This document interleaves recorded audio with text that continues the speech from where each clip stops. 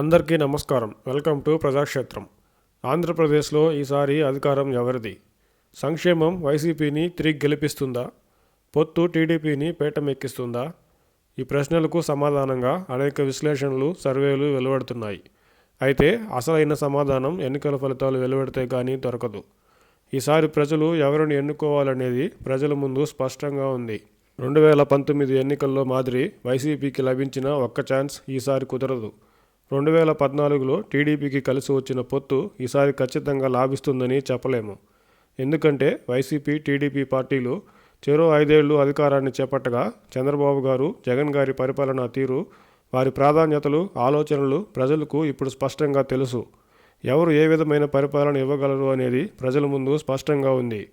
కాబట్టి ఆంధ్రప్రదేశ్ ప్రజలకు ఎవరిని మళ్ళీ ఎన్నుకోవాలి, ఎందుకు ఎన్నుకోవాలి అనే అంశాలపై ప్రజల్లో అభిప్రాయాలు వేరువేరుగా ఉన్నప్పటికీ పూర్తి స్పష్టత అయితే ఉంది.